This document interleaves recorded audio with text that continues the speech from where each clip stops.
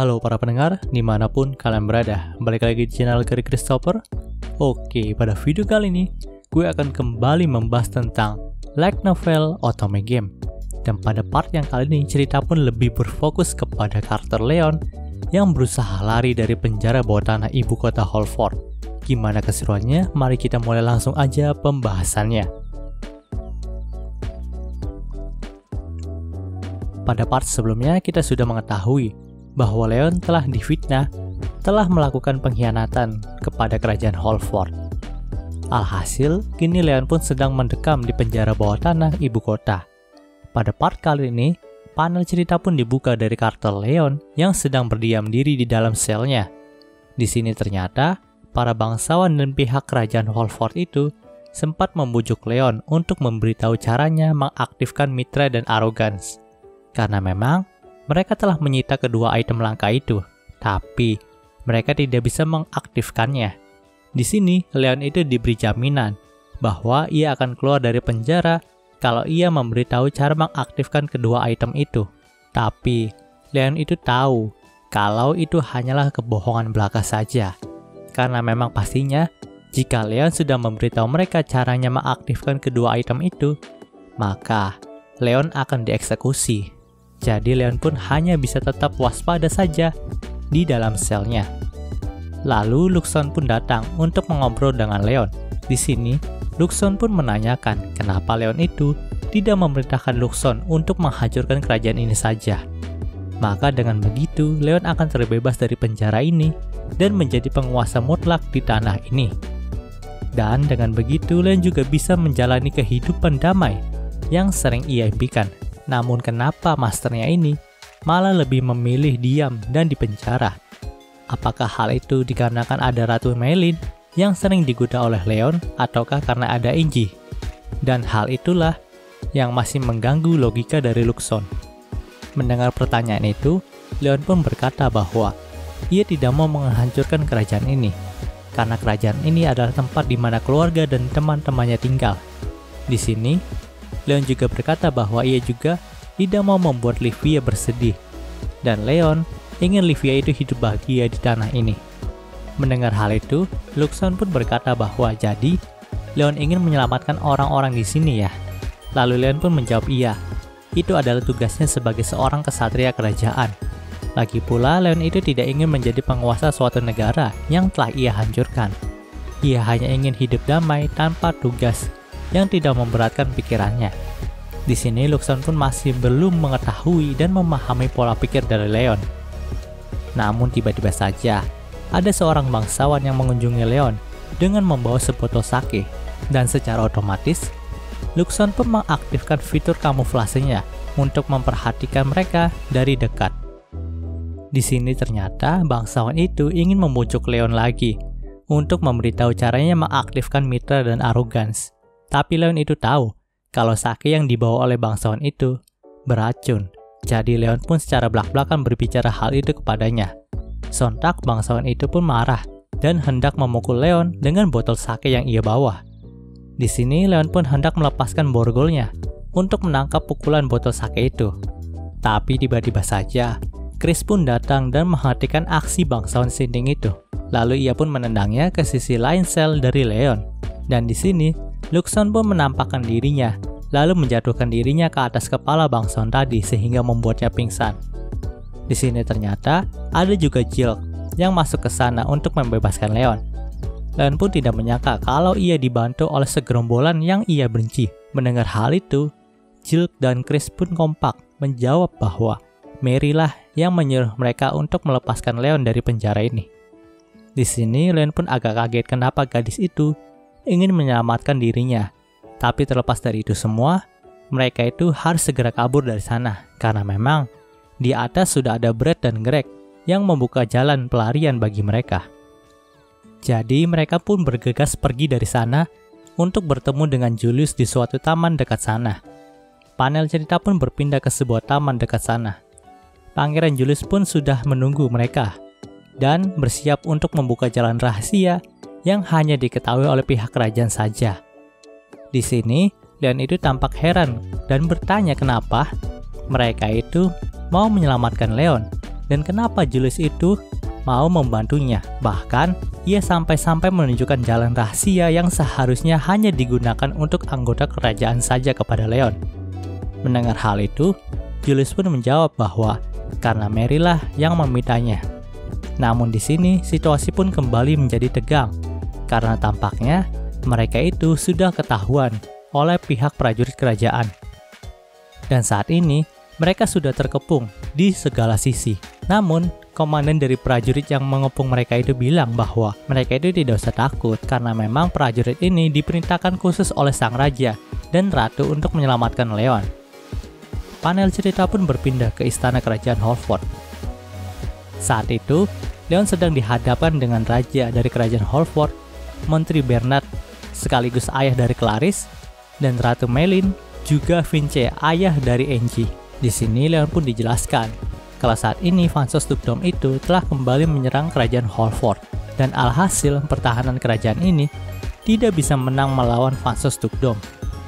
Memang saat ini, Putri Hertrude dan suling ajaibnya masih berada di kerajaan Holford, tapi ternyata pemimpin pasukan Vansos Dukdom saat ini adalah putri kedua yang bernama Sera.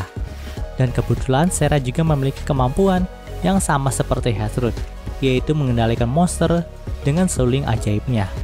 Jadi pasukan kerajaan ini sangat kewalahan ketika melawan mereka. Di sini Leon juga diberitahu bahwa pasukan yang dipimpin oleh sang Saint Mary pun kalah telak ketika melawan pasukan monster dari Vansos Dukdom. Panel cerita pun berpindah ke sudut pandang Mary ketika ia berperang melawan pasukan Vansos Dukdom. Di sini sebenarnya Mary itu sangat ragu untuk pergi berperang, dan walaupun kini Mary telah mendapatkan perlengkapan Saint seperti gelang, kalung, dan tongkat suci, tapi sifat dari Mary yang sebenarnya hanyalah gadis penakut yang memilih berlindung di belakang punggung Julius saja. Melihat hal itu, Julius pun menyemangati Mary kembali sehingga mentalnya agak naik. Tapi sayangnya, saat Mary pergi berperang, Julius itu tidak ada di sampingnya, karena memang ia dan gerombolannya itu harus menyelamatkan Leon dari penjara bawah tanah. Jadi Mary pun hanya dikelilingi oleh kesatria dari kerajaan dan dari Gwel saja. Saat ini, armada dari Vansos Dukdom dan kerajaan Holford pun sudah saling bertemu dan siap berhadapan. Lalu, yang pertama memulai serangan adalah monster-monster yang dikendalikan oleh Sera dengan suling ajaib yang persis seperti milik Hertrude. Tapi Mary pun mengangkat tongkat sihirnya dan membuat medan perlindungan sihir suci yang mampu memusnahkan monster yang menyerang ke arah mereka. Tentu saja hal itu bisa menaikkan moral dari para prajurit kerajaan Holford. Lalu mereka pun terus melaju ke arah armada kerajaan dari Vansos Dukdom. Tapi tak disangka, Sera pun meniup suling ajaibnya lagi dan muncullah monster berbentuk bola mata dengan ukuran yang sangat besar. Bahkan ukurannya itu hampir melebihi kerajaan Holford sendiri. Dan monster bola itu sangatlah menakutkan bagi Mary, sehingga ia pun tidak bisa mempertahankan medan sihirnya karena ketakutan. Dan karena panik, Mary itu tidak sengaja mengakui dirinya sebagai seorang saint palsu. Kemudian, karena Mary itu merasa tertekan, pasukan dari kerajaan Holford pun hanya bisa dipukul mundur dari perang itu. Alhasil, hanya 10 armada perang dari 100 armada sajalah yang dapat kembali dari perang tersebut. Panel cerita pun berpindah ke karakter Leon lagi. Di sini Leon pun sudah mengetahui situasinya. Lalu Raja pun mengajukan pertanyaan yang sulit kepada Leon. Apakah Leon bisa menang melawan monster yang dibawa oleh Vansos Dukdom itu? Di sini Leon pun sedikit bingung dan berkata bahwa ia tidak yakin bisa menang atau tidak, walaupun Mitra dan Arrogance telah dikembalikan kepadanya, karena memang monster yang dipanggil itu bisa membangkitkan dirinya lagi ketika musnah. Jadi mustahil untuk melawan monster itu secara langsung. Lalu Vince pun sedikit menyinggung soal kapal kerajaan yang dianggap sebagai alat tempur andalan mereka. Tentu saja Leon itu tahu mengenai kapal kerajaan ini, karena memang kapal ini adalah kapal andalan yang akan digunakan sang protagonis dan target menaklukkan cintanya untuk melawan bos terakhir. Tapi masalahnya sekarang ini, Livia dan gerombolan pangeran itu nggak memiliki benih cinta yang cukup untuk membangkitkan kapal itu. Namun jika itu Mary, mungkin kapal itu bisa dibangkitkan karena memang kan Mary itu sangat dekat dengan Julius dan gerombolannya. Jadi Leon pun berkata bahwa ia bisa membuat kapal itu bergerak, tapi dengan bantuan Mary, dan gerombolan pangeran.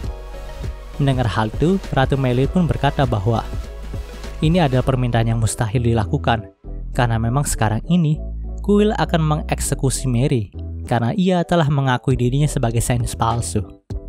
Panel cerita pun berpindah ke kamar tamu istana. Di sini, Leon itu sedikit berjalan sambil termenung di sana. Ia juga tidak menyangka masalah ini bisa menjadi rumit. Lalu Luxon pun muncul untuk berbicara dengan masternya itu. Di sini, Luxon pun berkata dengan tegas bahwa ada dua pilihan yang bisa diambil untuk menyelesaikan masalah kali ini. Pertama, Leon itu harus menjadi komandan umum di kerajaan yang bisa mengatur segala strategi dan semua armada perang di kerajaan. Karena dengan begitu, mereka memiliki kesempatan untuk mengalahkan monster itu. Namun, menjadi komandan umum bukanlah posisi yang cocok dengan prinsip hidup dari Leon. Pilihan kedua, Leon itu harus melarikan diri dari kerajaan ini. Dan Luxon lebih menyarankan Leon untuk memilih opsi kedua. Karena Leon juga udah nggak punya keterikatan lagi dengan kerajaan ini. Lagi pula kerajaan ini sangatlah membenci Leon, jadi apa gunanya mempertahankan kerajaan ini? Mendengar hal itu, Leon pun menjadi bingung. Ia memang ingin mengikuti saran dari Luxon dan melarikan diri saja, tapi hatinya tidak tega untuk membiarkan orang-orang di kerajaan ini mati sia-sia. Melihat keadaan Leon, Luxon pun berbicara lagi apakah masternya itu lebih memilih mempertahankan kerajaan ini demi orang yang ia cintai. Namun sebelum Leon menjawab pertanyaan Luxon, ketukan pun datang dari pintu kamar Leon. Ternyata yang mengetuknya adalah mentor dari Leon. Di sini mereka pun banyak berbincang dan Leon juga curhat tentang masalah yang ia alami dan pilihan yang harus ia ambil. Namun sang mentor pun berkata bahwa itu semua bergantung dengan pilihan dari Leon sendiri. Dan ia juga tidak akan menyalahkan Leon jika Leon lebih memilih untuk lari. Tapi yang jelas sang mentor akan berada tetap di sini karena ia adalah seorang kesatria kerajaan yang akan bangga melindungi kerajaan ini walaupun ia harus mengorbankan nyawanya sendiri.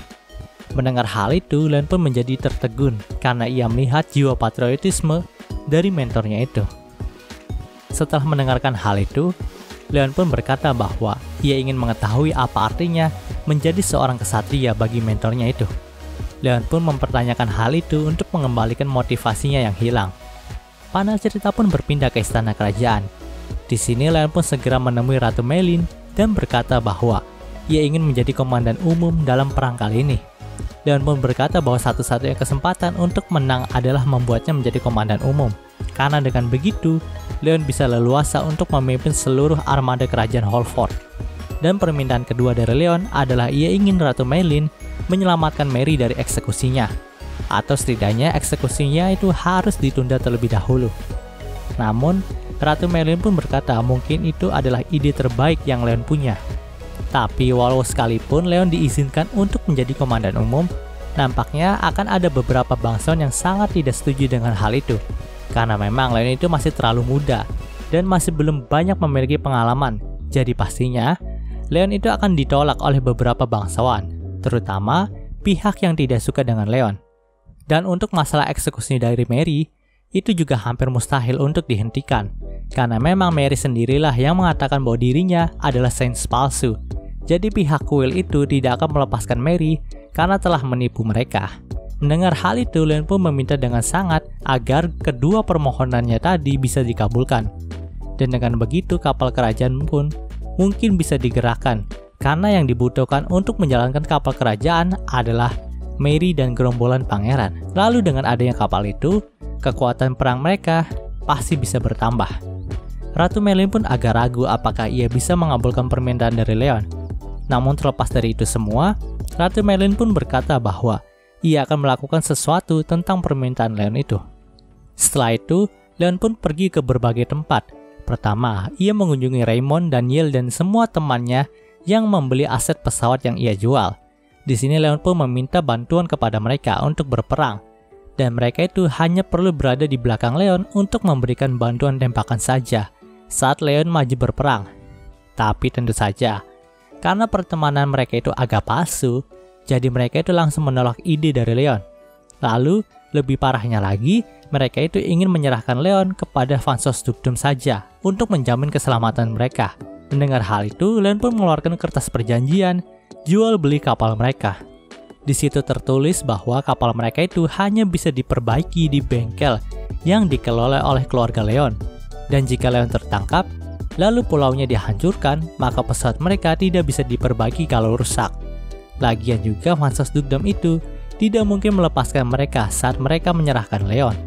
Mendengar hal itu, Raymond, Daniel, dan semua temannya itu menjadi gentar karena perkataan Leon itu sangatlah masuk akal. Lalu mereka pun terpaksa mengikuti Leon, tapi sepertinya mereka itu mulai membenci Leon lagi. Tapi terlepas dari itu semua, Leon pun tidak pernah takut untuk dibenci, dan malahan sekarang ini dia itu telah menjadi untung karena mendapatkan tambahan armada perang lagi. Setelah itu, Leon pun pergi menemui ayah dan keluarganya yang memang sedang bersiap untuk mengungsi ke tempat lain.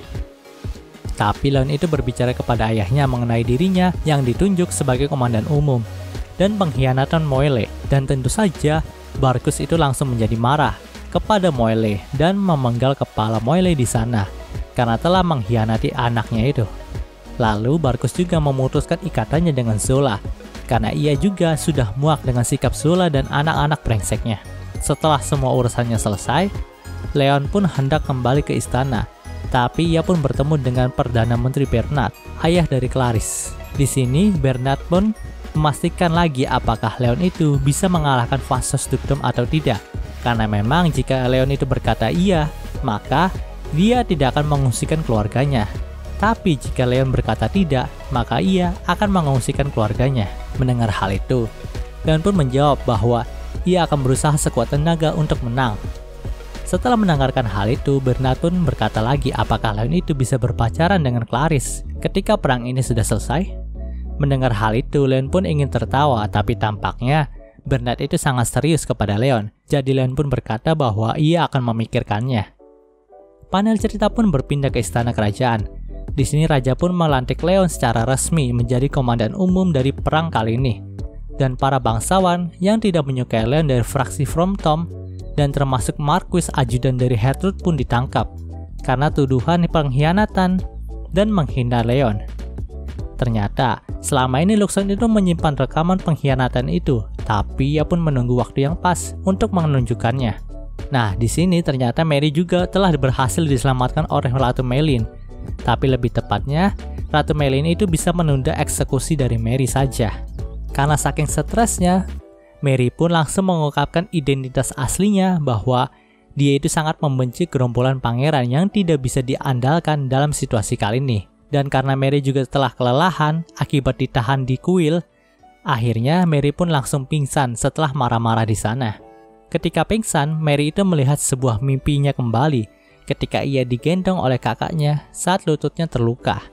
Di sini Mary juga tahu kalau kakaknya itu bermulut kasar, tapi hatinya itu sangatlah lembut, terutama kepada Mary. Lalu saat ia terbangun, Mary itu melihat sosok Leon yang tampak seolah seperti kakaknya dulu. Dan setelah mereka berbicara juga bertengkar, ternyata terungkaplah Leon itu adalah kakak dari Mary dan Mary adalah adik dari Leon di kehidupan sebelumnya. Di sini Mary pun bercerita bahwa saat masih di Jepang, ia ternyata hamil di luar nikah karena pacarnya. Dan karena itulah ia berbohong dan berlibur untuk menjauhi rumah sementara. Tapi dia tidak menyangka kalau Leon itu meninggal sehabis ia memainkan game otome itu. Karena Mary pulang dengan membawa anak, dan orang tuanya tahu kalau Leon itu meninggal karena Mary, akhirnya Mary itu ditampar dan diusir dari rumah. Ternyata, kehidupan Mary itu sangatlah tidak beruntung, baik itu waktu masih di Jepang ataupun di dunia otome ini. Di sini ia pun mulai merengek kepada kakaknya itu agar bisa diselamatkan lagi. Karena memang hanya kakaknya lah yang bisa diandalkan saat ini. Namun di sini Leon itu berkata bahwa ia harus membantunya untuk bertanggung jawab karena perang ini terlebih dahulu. Maka pasti nantinya Mary itu akan dipertimbangkan untuk dieksekusi atau tidak. Tapi Mary itu menolak karena dia takut dengan monster yang dipanggil oleh Sarah. Lalu Mary juga sempat kabur dari sana. Tapi Olivia itu berhasil mengejarnya. Dan dalam percakapannya dengan Livia, Mary itu berkata bahwa ia akan mengembalikan semuanya kepada Livia. Jadi Livia itu harus mengembalikan Leon kepada dirinya. Mendengarkan hal itu, Livia pun menampar Mary dan berkata bahwa Leon itu bukanlah sebuah barang. yang bisa ia pinjam ataupun diambil kembali. Tapi ia yakin kalau Leon juga bisa menerima Mary, karena Leon itu adalah orang yang sangat ia sukai dan juga Leon itu sangatlah baik kepada semua orang. Namun, ada sebuah tembok penghalang di antara dia dan Leon, yaitu status sosial, di mana Livia hanyalah rakyat jelata, sedangkan Leon adalah seorang bangsawan. Ternyata, saat Livia mengatakan hal itu, Angie pun mengetahuinya. Jadi, saat Livia telah kembali setelah menghibur Mary, Angie pun mendekati Livia dan berkata bahwa Livia itu tidak boleh menyerah, karena Angie juga sangat mencintai Leon. Jadi mereka bisa berjuang bersama-sama untuk mendapatkan hati Leon. Setelah itu, mereka pun menuju ke pangkalan bawah tanah di mana kapal kerajaan itu disimpan. Dijelaskan bahwa kapal kerajaan ini akan aktif jika ada dua orang yang saling mencintai naik ke kapal ini. Dan nilai cinta itu akan diukur di pintu masuk kapal. Jadi di sini sang raja dan Ratu Meilin pun mencontohkannya terlebih dahulu. Tapi ternyata ukuran cinta dari sang raja itu hanya 28%, sedangkan sang Ratu Meilin hanya 58%. Jadi mereka pun ditolak oleh kapal itu karena tidak memenuhi syarat. Mengetahui fakta bahwa orang tuanya tidak saling mencintai, Pangeran Julius pun agak stres melihat kedua orang tuanya itu. Tapi terlepas dari itu semua, sepertinya Pangeran Julius itu tidak terlalu memperdulikannya lagi. Melihat kejadian itu, Luxon pun berkata bahwa kapal ini dulunya dibuat oleh seorang yang kaya untuk berbulan madu bersama istrinya. Jadi ia ragu walaupun kapal ini bisa bergerak, tapi apakah kapal ini bisa membantu perang mereka melawan Vansos Dukdom? Nah setelah itu, Mary dan gerombolan Pangeran Julius itu langsung menaiki kapal itu untuk mengukur cinta mereka. Di sini mereka pun memang mencintai Mary, tapi ternyata Mary itu tidak mencintai mereka. Dan lebih parahnya lagi ada hinaan yang dikatakan oleh AI kapal itu kepada Mary dan gerombolan Pangeran Julius. Seperti cowoknya itu terlalu narsis, ataupun ceweknya tidak mencintai cowoknya sama sekali. Tentu saja hal itu membuat Leon menjadi tertawa. Namun Leon pun langsung dibawa oleh Angie dan Livia ke tempat pengukuran cinta itu untuk mengukur cinta mereka. Namun di sini Leon itu agak melawan dan tidak mau diukur cintanya. Alhasil, yang terukur cintanya malah Angie dan Livia. Dan tak disangka, cinta mereka itu sama-sama bernilai tinggi. Dan tentu saja hal itu membuat semua orang yang ada di sana menjadi kaget. Bahkan Livia dan Angie pun kaget karena mengetahui mereka itu saling mencintai. Ketika melihat wajah Livia dan Angie yang sama-sama tersipu, membuat Leon menjadi sedikit menangis. Di satu sisi, dia senang karena mereka tidak jatuh cinta dengan pria lain. Tapi di sisi lain, Leon itu sangat sedih karena mereka berdua malah saling mencintai. Lalu, Ratu Meilin pun menepuk pundak Leon dan berkata bahwa masih ada kesempatan bagi Leon untuk mencintai wanita lain. Ia pun mengatakan hal itu dengan muka yang mengejek Leon. Dan cerita di part ini pun berakhir. Oke, mungkin segitu dulu pembahasan light novel Otome Game-nya kali ini. Jika kalian suka video ini, jangan lupa untuk like, komen, dan juga subscribe ya. Dan juga share agar gue lebih semangat lagi dalam membuat video dalam channel ini. Terima kasih telah mendengarkan sampai detik ini. Gue Gary Christopher, signing off.